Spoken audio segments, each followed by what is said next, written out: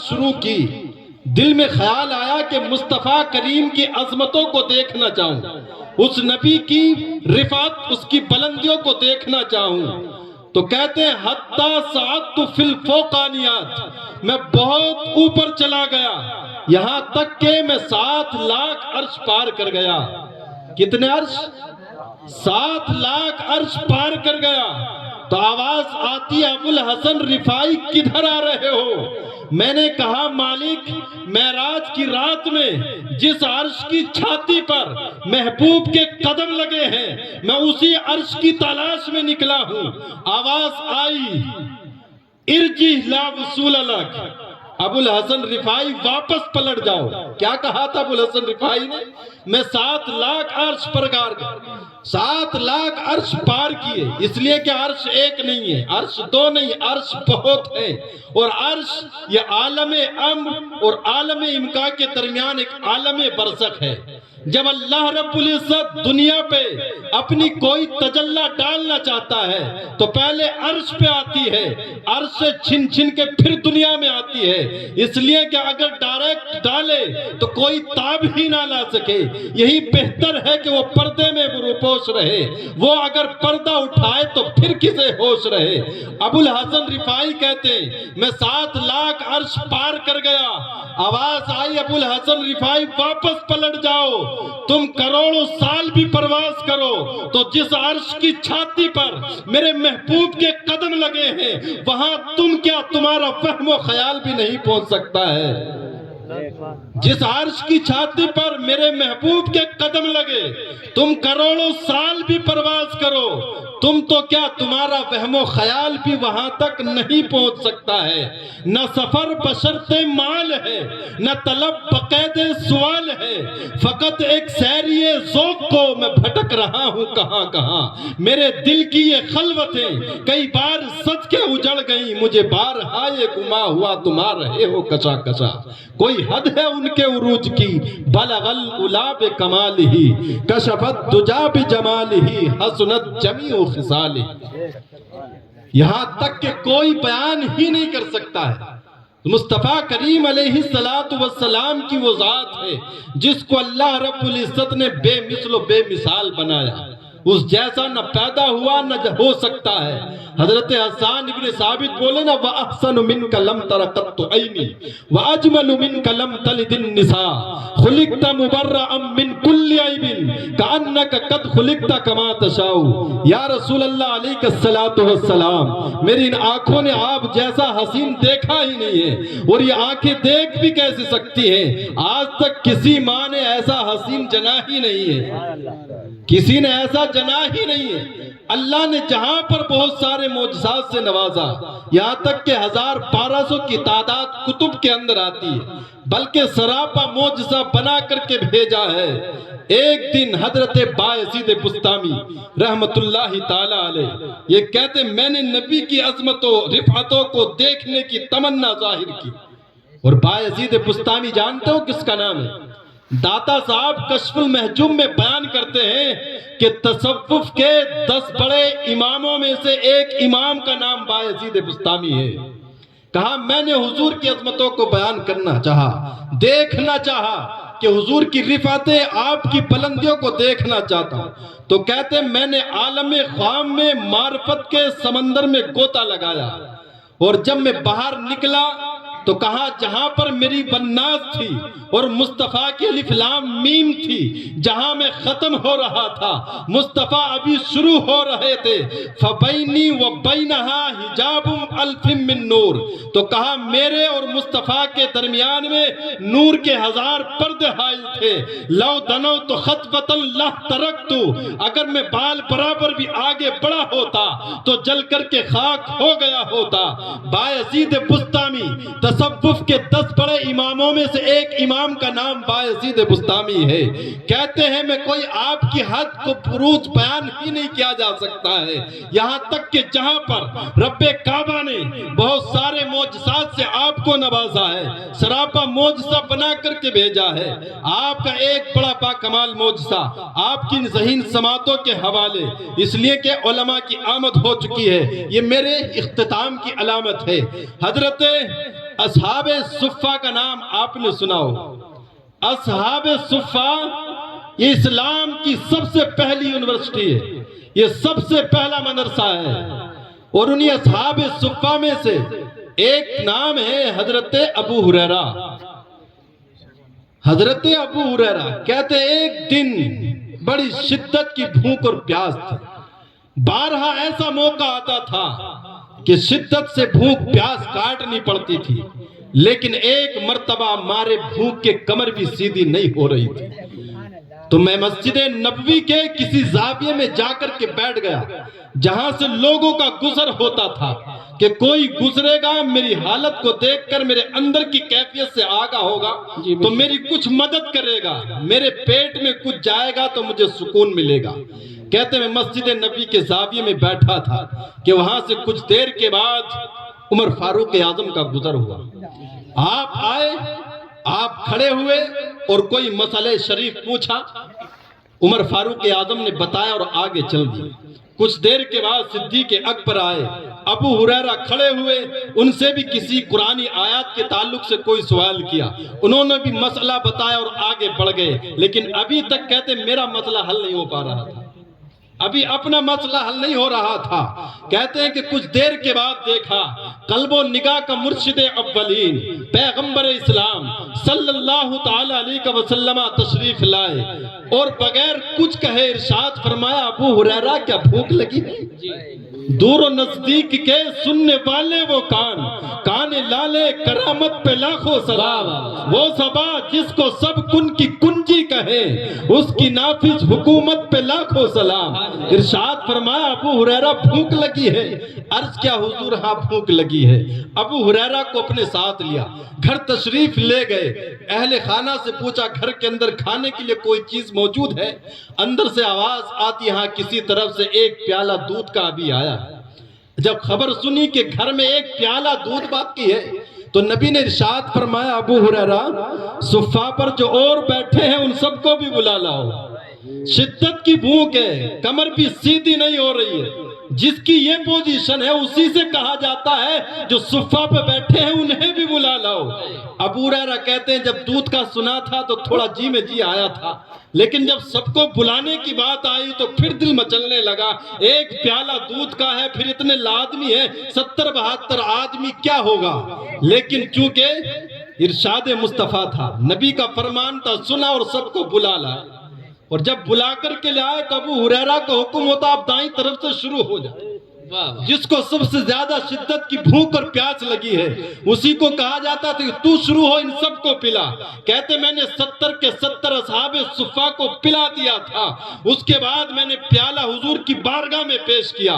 نبی ارشاد فرماتے ابو ہریرہ کوئی اور باقی ہے؟ کہا حضور میں باقی اور آپ باقی ہیں. لیکن کہتے جب 70 نے پی لیا تھا دل مطمئن تھا, پیالہ اب بھی لبالب بھرا ہوا تھا. نبی ارشاد فرماتے ابو ہریرہ تم بھی پیو. میں نے بھی پیا. حضور نے پھر فرمایا اور پیو. میں نے اور پیا. حضور نے تیسری بار ارشاد فرمایا. میں نے کہا حضور قسم ہے اس رب کعبہ کی جس نے آپ کو حق کے ساتھ بھیجا ہے, اب میرے اندر تو ایک قطرے کی بھی گنجائش باقی نہیں رہ گئی. حضور نے پیالہ لیا اور پھر نو سے جاں فرمایا. حضور نے بھی اس پیالے سے پیا. اعلیٰ حضرت جب اس حدیث پاک کو پڑھتے تو پھر منظر کشی کرتے ہیں. ہاں جناب ابو ہریرہ کیسا تھا وہ جام شیر. ہاں جناب ابو ہریرہ کیسا تھا وہ جام شیر جس سے 70 صاحبوں کا دودھ سے منہ بھر گیا. جس سے 70 صاحبوں کا دودھ سے منہ بھر گیا. تو ایک طرف تو حدیث کا یہ پہلو, ایک پیالہ دودھ کا 70-72 آدمی پی گئے, لیکن دوسری طرف یہ بھی تو پھیر کر کے دیکھ لینا دو جہاں کا تاجدار ہے 71 لوگوں کا جھوٹا پی رہا. آج تو باپ اولاد کا جھوٹا پینے کو بھی گوارا نہیں کرتا ہے بھی ایسا معاملہ. دیکھ لے حالات ہمارے ایسی. دو جہاں کا تاجدار ہے 71 لوگوں کا جھوٹا. پہلے تو باقی سب نے پیا نا, بعد میں حضور نے نوش فرمایا. تو یہ حضور کا معجزہ کہا، 72 لوگ پی گئے، لیکن آپ نے اس پیالے کو سامنے رکھا تھا، ہاتھ اٹھائے اور پھر جو رب نے چاہا وہ آپ نے پڑھا بھی، اور پھر اس کے بعد حکم فرمایا۔ تو چند کلمات پڑھنے کی یہ برکت تھی، بے شمار معجزات، بے شمار کمالات۔ بایزید بسطامی نے کہا نا، میں شروع ہو رہا تھا، میں ختم ہو رہا تھا، مصطفیٰ ابھی شروع ہو رہے تھے، فَبَيْنِي وَبَيْنَهَا الف و حجاب من نور، تو میرے اور مصطفیٰ کے درمیان میں نور کے 1000 پردے حائل تھے۔ اور بایزید بسطامی کو یہ مقام پتہ کہاں سے ملا ہے؟ اقبال بھی خراج پیش کرتا ہے، کامل بسطام از تقلید فرد، اجتناب از خوردن خربوزہ کرد۔ جانتے ہو بایزید کو یہ مقام کہاں سے ملا تھا؟ یہ بایزید بسطامی ہے، ایک دن ماں کی خدمت میں حاضر ہوئے اور عرض کرتے ہیں، امی جان میں آپ کے حق ادا کروں یا اللہ کے حق ادا؟ کاش اجازت ہوتی کہ آپ اپنے حق معاف کر دیتی تو میں اللہ کی عبادت اور ریاضت میں لگ جاتا اور اس کے حق ادا کرنے کی کوشش کرتا۔ ماں نے کہا، بیٹا جاؤ، میں نے اپنے حق معاف کیے، اپنے اللہ کو راضی کرنے میں لگ جاؤ۔ بایزید بسطامی کہتے ہیں کہ میں نکل گیا، 12 سال کا زمانہ گزر گیا، ماں کی طرف واپس نہیں آئے۔ ایک دن شہر بسطام سے چلے جاؤ زیارت خانہ کعبہ کے لیے، تو 12 سال میں بسطام سے مکہ المکرمہ کی سرزمین پر پہنچے۔ آپ کہیں گے میاں ہمارے یہاں سے تو 4 گھنٹے میں آدمی سعودی پہنچ جاتا ہے، وہاں 12 سال کیوں لگے تھے؟ تو سنو، 12 سال اس لیے لگے تھے، بایزید بسطامی اس سفر میں ہر قدم پر 2 رکعت نماز نفل ادا کرتے تھے، اس کیفیت کے ساتھ 12 سال کا زمانہ گزرا۔ جب سامنے پھر خانہ کعبہ آیا، بایزید بسطامی نے نگاہیں جھکا لی۔ مریدین نے کہا، حضور اتنی شوق اور وارفتگی کے ساتھ اتنا لمبا سفر طے کرنے کے بعد جب یہاں آئے، اللہ کا مقدس گھر خانہ کعبہ سامنے ہے، تو پھر جی بھر کے دیکھتے کیوں نہیں ہو؟ ہم نے تو علماء کی زبانی آج تک یہی سنتے آئے ہیں کہ جب سامنے خانہ کعبہ پر پہلی نظر پڑتی ہے تو جو بھی دعا مانگتا ہے دیکھنے والا وہ دعا پوری ہوتی ہے۔ اور تم اتنی مشقت کے ساتھ اتنا لمبا سفر طے کر کے آئے ہو، جب خانہ کعبہ سامنے آیا تو نگاہیں جھکا لی۔ تو بایزید بسطامی نے کہا، میں اتنی دور سے یہ پتھر دیکھنے تھوڑی آیا ہوں، اگر پتھر ہی دیکھنے تھے تو بسطام میں تھوڑے تھے۔ جب دوبارہ نظر اٹھائی تو پھر کعبہ بھی دیکھا، کعبے والا بھی دیکھا، سبحان اللہ۔ تو جدھر دیکھا انہی کے جلوے دکھائی دیتے تھے۔ پھر نگاہیں جھکا لی، کہا اب کیا معاملہ بنا ہے؟ کہا جب وہ دکھائی دیتا ہے تو بیچ میں پھر یہ پتھر حائل کیوں آتے ہیں؟ تیسری مرتبہ میں جب نگاہ اٹھائی تو جس طرف دیکھا جلوہ یار ہی کا نظر آتا۔ تو جانتے ہو بایزید کو یہ مقام کہاں سے ملا؟ ماں سے چلے 12 سال دور رہے، ایک دن پھر شہر بسطام کے قریب سے گزر ہونے لگا، دل میں خیال آیا 12 سال کا زمانہ گزر گیا، چل پھر ماں کی بارگاہ میں حاضری دے آؤں، حال چال پوچھ لیتا ہوں کس حالت میں زندگی گزار رہی ہے۔ آج تو پاس میں رہ کر بھی حالات نہیں پوچھتا، گھر میں رہ کر کے بھی حالات نہیں پوچھتا، باہر سے آتا ہے تو چند منٹ بیٹھتا ہے پھر اپنے ہی بیڈ روم میں پہنچ جاتا ہے، اپنے بیوی بچوں میں مشغول ہوتا ہے۔ بایزید بسطامی آئے جب شہر بسطام کے قریب تو رات کا آدھا پہر گزر چکا تھا، آدھی رات گزر چکی تھی، دروازے کے قریب پہنچے، دستک دینا چاہی، کنڈی کی طرف ہاتھ بڑھایا، لیکن دل نے آواز دی، بایزید آج تک تو دور رہا ہے، کبھی تو نے ماں کی خدمت نہیں کی، اب آرام سے سوئی ہوگی، کیوں اس کی نیند میں خلل ڈالتا ہے؟ ہاتھ پیچھے کھینچ لیا، وہیں دیوار سے ٹیک لگا کر کے بیٹھ جاتے ہیں، اس لیے کہ ماں آرام میں ہے۔ اور پھر جب آخری پہر آیا، سحری کا وقت آتا ہے، بایزید بسطامی نے دیکھا اندر سے پانی میں نالی بہتا، نالی کے اندر پانی بہتا ہوا جب دکھائی دیا، بایزید جان گئے اماں تہجد کے لیے بیدار ہو چکی ہے۔ اور پھر جب جان لیا کہ ماں اٹھ گئی تو پھر کنڈی کھٹ کھٹائی تو اندر سے آواز آتی ہے، بایزید ٹھہر جاؤ ابھی آتی ہوں۔ یہ ماں کی ممتا ہے، 12 سال کے بعد بھی آتا ہے تو انداز دستک سے پہچان لیتی ہے کہ میرا ہی بیٹا آیا ہے، اس لیے کہ ماں اولاد بڑھاپے کے عالم میں بھی ہو تب بھی اس کا پیار جوان ہی دکھائی دیتا ہے۔ آج تک دنیا میں دیکھ لو، جو بھی چیز لینے جاؤ گے مارکیٹ میں ہر چیز 2 نمبر دستیاب ہے، ہر چیز میں ملاوٹ ہے، لیکن آج بھی اگر کوئی خالص چیز ملنے والی ہے تو ماں کا پیار اور اس کی ممتا ہی ہے، جس کے اندر کوئی ممتا کے اندر ملاوٹ ہو ہی نہیں سکتی ہے، اس کو کہیں پر تولا نہیں جا سکتا ہے۔ آج دیکھ لو ہائی وے کے کنارے کتنی جگہوں پر اتنے کانٹے نصب کر دیے گئے ہیں کہ بڑے سے بڑا کنٹینر بھی وہی تول لیا جاتا ہے، لیکن آج تک دنیا میں کوئی ایسا کانٹا نہیں بنا ہے جہاں پر ماں کی ممتا اور اس کے پیار کو تول لیا جائے۔ بایزید بستامی کی والدہ کہا، بایزید بستامی جب گئے تو قدموں میں لپٹ گئے اور کہا بیٹے کس حالت میں تھے، کیسے آنا ہوا؟ کسی نے کہا نا علامہ صاحب، مفتی صاحب، امام صاحب، پرائم منسٹر، دنیا نامعلوم کیا کیا القاب دیتی ہے، لیکن ان تمام لفظوں میں وہ معلوم ہونے والی کیفیت نہیں دکھائی دیتی جب ماں او ببلو پپو کہہ کے پکارتی ہے، اس کے لہجے میں جو مٹھاس ہوتا ہے۔ اس لیے کہ اس کائنات میں، اس فرش زمین پر اگر رب کی رحمتوں کا کوئی روپ ہے تو وہ ماں کی ذات ہے۔ جب وہ بولتی ہے تو لگتا ہے اس کے لہجے میں جبریل بولتا ہے، مسکراتی ہے تو لگتا ہے جنت کی ساری کلیاں کھل اٹھائی ہیں۔ تو کہا ماں کی خدمت کرنے سے وہ مقام ملا، تو اقبال نے بھی خراج عقیدت پیش کیا، کہا کامل بستام از تقلید فرد، اجتناب از خوردن خربوزہ کرد۔ جانتے ہو بایزید کو یہ مقام ملا کہاں سے ہے؟ زندگی میں کبھی خربوزہ نہیں کھایا تھا۔ کس لیے؟ کہ نبی کی سنت سے خربوزہ کھانا تو ثابت ہے، لیکن کھانے کا طریقہ نہیں ملتا، طریقے کی وضاحت نہیں ملتی کہ میرے مصطفیٰ نے کاٹ کے کھایا ہے یا پھوڑ کے کھایا ہے۔ اگر کاٹ کے کھاتا ہوں تو دل کہتا ہے بایزید کہیں ایسا نہ ہو کہ مصطفیٰ نے اس کو توڑ کے کھایا ہو اور نبی کی سنت کی مخالفت لازم آ جائے۔ تو توڑ کے کھاتا ہے تو دل کہتا ہے کہیں کاٹ کے نہ کھایا ہو۔ کہا اسی پشو پنج میں، اسی کشمکش میں زندگی گزر گئی لیکن کبھی خربوزہ نہیں کھایا۔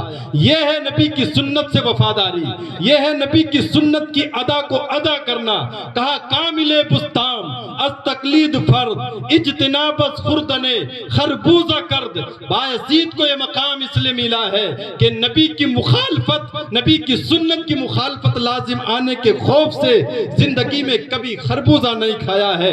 نبی کو وہ کمال اور وہ معجزات اللہ رب العزت نے عطا فرمائے ہیں۔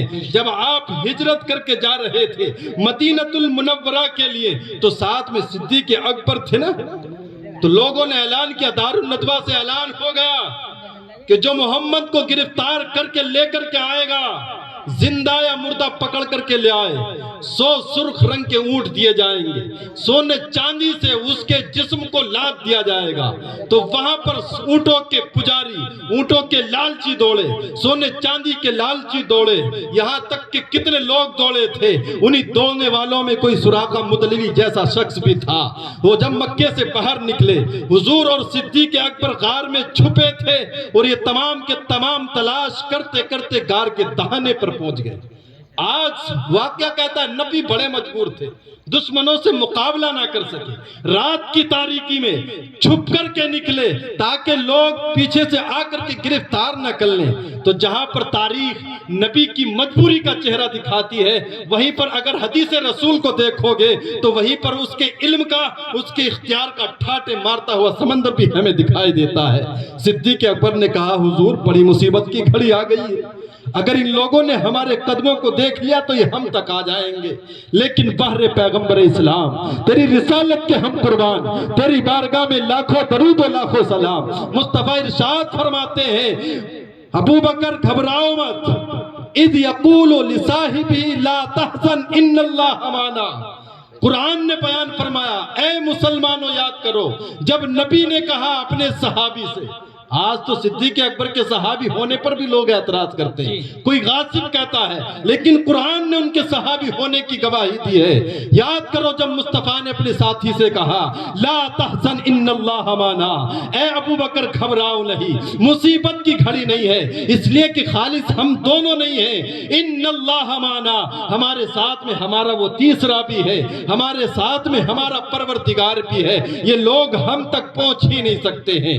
غار سے نکل کر کے آگے چلے تو پیچھے سے سراقہ مدللی آ گیا اور کہا رک جاؤ ورنہ نیزے برچھیوں سے وار کیا جائے گا۔ پیغمبر اسلام علیہ الصلوۃ والتسلیم کے جب قریب پہنچنے والا تھا، نبی ارشاد فرماتے ہیں یا ارض خذی، یا ارض خذی، ہے زمین اس کو پکڑ لے۔ حکم ہوتا ہے زمین میں گھوڑے کے دھس جاتا ہے، پھر کھلانے لگتا ہے، منت تمازت کرنے لگتا ہے، نبی سے معافی چاہنے لگتا ہے۔ نبی ارشاد فرماتے جاؤ تمہیں معاف کیا۔ زمین سے کہا یا ارض اتلتی، اے زمین اس کو چھوڑ دے۔ زمین نے چھوڑ دیا، پھر بدنیتی آئی، پھر وار کرنے چلا، پھر کہا زمین اس کو پکڑ لے، پھر پکڑ لیا جاتا ہے، پھر معافی مانگنی، پھر معاف کر دیا جاتا ہے۔ 3 مرتبہ ایسا ہوا، پھر معافی چاہ کر کے واپس جانے لگا۔ کہا حضور جا تو رہا ہوں لیکن آپ مجھ کو امن کا پروانہ لکھ دیں۔ بھائی امن کا پروانہ، تاریخ تو کہتی نبی مجبور چھپ کر کے نکلے ہیں، اور یہاں امن کا پروانہ تو مختار سے مانگا جاتا ہے، پھر مجبور کے سامنے امن کا پروانہ کیوں مانگا جاتا ہے؟ اس لیے کہ سراقہ نے جان لیا ہے یہ اس کی مجبوری نہیں ہے، یہ ہجرت اس کا مقصد ہے، اس لیے کہ مقصد کے تحت شریعت کو بچانا ہو، وطن کیا جان بھی گوانی پڑے تو پھر بھی دریغ نہیں کرنا ہوگا۔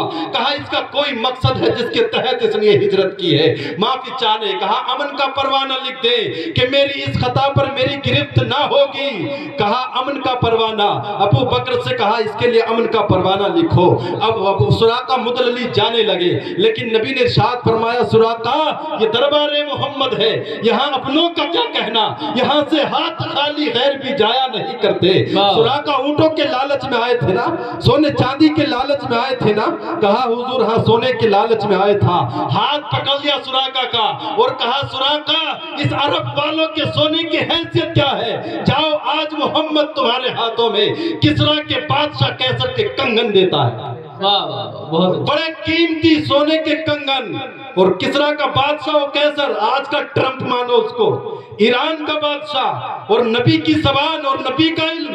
خالص نبی کو نبی کہنے سے کام نہیں بنے گا، اس کو علم والا بھی ماننا پڑے گا، اختیار والا بھی ماننا پڑے گا۔ اور ایران فتح ہوتا ہے عمر فاروق اعظم کے دور میں، ایران عمر فاروق اعظم کے دور میں فتح ہوا۔ جب فتح ہوگا تمام وہاں کی جائیداد لا کر کے، تمام مال و زر لا کر عمر فاروق اعظم نے روضہ رسول کے سامنے رکھ دی۔ اور اس وقت سراقہ مدللی جو فتح مکہ کے وقت ایمان لا چکے تھے، ان کی طبیعت بگڑ جاتی ہے، آنکھوں کے حلقے بتا رہے تھے، سراقہ اب بچیں گے نہیں، چہرے کی جھریاں بتا رہی تھی، وقت آخر آ چکا ہے۔ لوگوں نے کہا اب آپ ہمارے لیے کچھ نصیحت کر دیں، اللہ کے رسول سے بہت سی حدیثیں آپ نے سنی ہے۔ تو لوگوں سے کہا کیسی بات کرتے ہو، یہ مایوسی کی نا امیدی کی کون سی بات کرتے ہو؟ تم کیا یہ سمجھتے ہو کہ سراقہ کا آخری وقت آ گیا ہے؟ میں ڈرنے والا نہیں۔ کہا ملک الموت کی ہمت نہیں ہے کہ میرے دروازے پر آ جائے، اس سے پہلے جو میرے نبی نے فرمایا ہے۔ کہا کیا فرمایا؟ کہا نبی نے کہا سراقہ تیرے ہاتھوں میں کیسر کے کنگن ہوں گے، وہ سونے کے قیمتی کنگن۔ جب عمر فاروق اعظم کے دور میں فتح ہوا نا ایران، تو جب تلاش سے بسیار کے بعد جو وہ کنگن ملے، لا کر کے روضہ رسول کے سامنے رکھ دیے، اور سراقہ مدللی کو بلا کر کے آپ کے روضہ رسول کے سامنے کھڑے ہو کر عمر فاروق اعظم نے وہ سونے کے کنگن بنائے۔ یہ سونا مرد کے لیے حرام ہے نا، لیکن سراقہ مدللی وہ شخصیت ہے جس کے لیے اللہ کے رسول نے سونے کو بھی حلال فرما دیا ہے۔ نبی مختار کل ہیں، جس کو جو چاہے عطا کر دے، جہاں میں ان کی چلتی ہے وہ دم میں کیا سے کیا کر دے، زمین کو آسماں کر دے، سریا کو سرا کر دے۔ کہا تلک الرسل فضلنا بعضهم علی بعض منہم من کلم اللہ ورفع بعضهم درجات۔ اللہ رب العزت ارشاد فرماتا ہے یہ نبیوں کی جماعت ہے جس میں ہم نے کسی کو شرف ہم کلامی سے نوازا تو کسی کو ہم نے درج و بلند فرمایا، اور تمام سے درج و بلند فرمایا گیا آمنہ کے لال مصطفیٰ کریم صلی اللہ تعالیٰ علیہ وسلم کی ذات بابرکات۔ اللہ رب العزت ہم تمام کو نبی کی سیرت پڑھ کر اس پر عمل کی توفیق عنایت فرمائے، لیکن ہم اپنے جلسوں کو کسی تحریک میں بدلنے کی بھی کوشش کریں۔ یہ نہیں کہ کوئی رات ملی ہم چند گھنٹوں کے لیے آئے اور یہاں جو سنا وہ یہیں پر چھوڑ کر کے چلے گئے، ایسا نہیں ہے۔ اس سے کچھ انقلاب اور تبدیلی لانے کی ضرورت ہے۔ چوراہوں پر بیٹھ کر ہمیں یہ باتیں کرنے کی ضرورت نہیں ہے کہ 22 میں ستا نہیں بدلی، مسلمانوں کا کیا ہوگا، 24 میں کون پرائم منسٹر بنے گا۔ ہمارے باتیں کرنے سے کچھ نہیں ہونے والا ہے، ہمیں اس کام کے لیے نہیں بھیجا گیا ہے۔ یہ کام تو اسی کی ذات کے سپرد ہے جس نے کائنات کو بنایا ہے۔ तुम क्यों खामखा अपना दिमाग करते हो? तो ये समझ कि मैं नमाज नहीं पढ़ता, फैशन बना लिया जुमे जुमे का। ये फैशन ही है जो तुम्हें इन ईसाइयों से मिला है। 6 दिन गायब रहते हैं, संडे को चर्च में जाते, पादरी के कदमों में, उसके चरणों में अपना सर झुका देते, कहा बस अब कोरे हो गए। यही मिशन तुमने अपना लिया, पूरे 6 दिन गायब रहो, जुमे में आ जाओ तो समझ ले बड़े तीर हमने मार दिए। दुनियावी बातें तो करते हो, ये तुम्हारे बस की बात नहीं है। रब इरशाद फरमाता कुलिल्लाहुम्मा मालिकल मुल्क तूतिल मुल्क मन तशा व तंज़िउल मुल्क मिम्मन तशा व तुइज़्ज़ु मन तशा व तुज़िल्लु मन तशा। वो बादशाहों का बादशाह है, सल्तनत देना भी जानता है, बादशाह छीनना भी जानता है। वो जिसे चाहता है उसे इज्जत देता है, जिसे चाहता है उससे इज्जत छीन लिया करता है। तो बादशाह देना और छीनना उसके कब्ज़े और इख्तियार में है। तू ये समझ में नमाज नहीं पढ़ता कहीं मेरे आंगन में बारिश, आग की बारिश ना होने लगे, मैं रोजे नहीं रखता कहीं पत्थरों की बारिश ना होने लगे, हमारे घरों में माहौल बेपर्दगी का आम हो गया है, कहीं अज़ाब इलाही, कहर इलाही हमारे ऊपर नाजिल ना हो जाए। वो तमाम फिक्र करने की तुझे जरूरत नहीं है। जब जालिम का जुल्म हद से आगे बढ़ेगा तो इंतहा होगी, और जो जितना ऊंचा होता है वहीं से गिरता है तो तकलीफ उतनी ही ज्यादा होती है। नमरूद को अल्लाह ने दुनिया की बादशाहत दी थी, अपने आप को खुदा कहलाने लगा था, लेकिन ऐसी जिल्लत की मौत मरा है, एक अदनासी मखलूक मच्छर ही को उसकी मौत का सबब बना दिया है। तो हमें दर्स और इबरत हासिल करने की जरूरत है, जिसलिए हम आए हैं हमें वो काम करना है। मा खलक़तुल जिन्ना वल इंसा इल्ला लियअबुदून। इंसान को सिर्फ जिन और इंसान को सिर्फ अपनी इबादत के लिए पैदा किया गया।